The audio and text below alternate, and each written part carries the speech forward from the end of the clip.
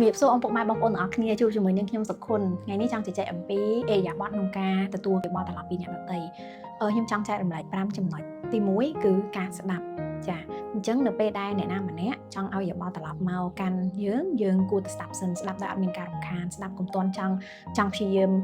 ការពារខ្លួនយើងឬក៏ចង់ពន្យល់ប្រាប់ថាមិនអញ្ចឹងទេកុំទាន់ស្ដាប់ឲ្យចប់សិនដើម្បីយើងដឹងថាតើគាត់ចង់ឲ្យយោបល់ត្រឡប់មកយើងនឹងលើរឿងអីគាត់មានគោលបំណងអីហើយយោបល់ត្រឡប់នោះជាអ្វីចាចំណុចទី2គឺយើងរៀងផ្អាកបន្តិចសិនផ្ទុយខ្លួនឯងបន្តិចសិនមុនពេលដែលគាត់ទៅស្ដាប់ចប់យើងព្យាយាមឆ្លើយតបភ្លាមយើងព្យាយាមបញ្យល់គេភ្លាមឬបកស្រាយភ្លាមប៉ុន្តែចំណាយពេលជាមួយនឹងមតិយោបល់ដែលគេកំពុងឲ្យនឹងថាតើខ្ញុំស្ដាប់បានច្បាស់នៅខ្ញុំស្ដាប់អស់អ្វីដែលគេចង់និយាយនៅហើយតើអីគេដែលគេកំពុងឲ្យយោបល់មកខ្ញុំនឹងមានអីកើតឡើងមានយោបល់ត្រឡប់នឹងមានឧទាហរណ៍អីគេខ្លះហើយខ្ញុំយល់អំពីយោបល់ត្រឡប់នឹងហើយឬនៅចំណុចទី3គឺសុំសួរកុំតន់សន្មត់ខ្លួនឯងប៉ុន្តែ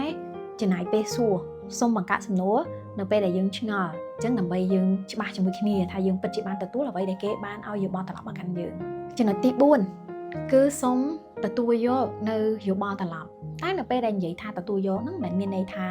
យើងត្រូវតែយល់ស្របគ្រប់ចំណុចទេឲ្យតែគេនិយាយមកអូត្រូវខ្ញុំត្រូវតែទទួលយកគេនិយាយមកអូខ្ញុំត្រូវតែកែអូខ្ញុំត្រូវតែដូរមិនប្រកាសថាអញ្ចឹងទេយើងគ្រាន់តែទទួលយកថាអូខេខ្ញុំបានស្ដាប់អ្នកខ្ញុំបានឮអ្វីដែលអ្នកបានប្រាប់ខ្ញុំអរគុណសម្រាប់ការប្រាប់ខ្ញុំប៉ុន្តែមិនមែនមានន័យថាយើងខ្លួនឯងត្រូវយក 100% ទេពីព្រោះយោបល់ត្រឡប់មួយចំនួនអាចចេញពីបទពិសោធន៍របស់បុគ្គលដែលគាត់អត់ទាន់យល់ពីយើងច្បាស់ឬក៏អាចអានោះគឺជាអ្វីដែលនៅខាងក្នុងគាត់ដែលគាត់មានអារម្មណ៍ថាដូចជាអត់ត្រូវប៉ុន្តែប្រហែលជាអ្វីដែលយើងធ្វើអាចត្រូវជាមួយនឹងមនុស្សជាច្រើនទៀតប៉ុន្តែអត់ត្រូវជាមួយគាត់អញ្ចឹងដោយសារតែមនុស្សម្នាក់មានបទពិសោធន៍ខុសគ្នាមានប្រវត្តិខុសគ្នាឆ្លងកាត់ខុសគ្នាមានអាភាពពេញចិត្តខុសគ្នាมันប្រកាសថាយោបល់ត្រឡប់មកគាត់នឹងត្រូវជាមួយយើងហើយយើងត្រូវតែដូរតាមគាត់ទេប៉ុន្តែវាជាការល្អដែរដែលយើងបានដឹងថាអូបុគ្គលម្នាក់នេះគាត់ពេញចិត្តអញ្ចេះជាងខ្ញុំធ្វើរឿងនេះអញ្ចឹងខ្ញុំអាចធ្វើរឿងនេះជាមួយអ្នកនេះប៉ុន្តែខ្ញុំអត់គួរធ្វើរឿងនឹងជាមួយគាត់ទេអញ្ចឹងយើងអាចយល់ពីគាត់ដែរ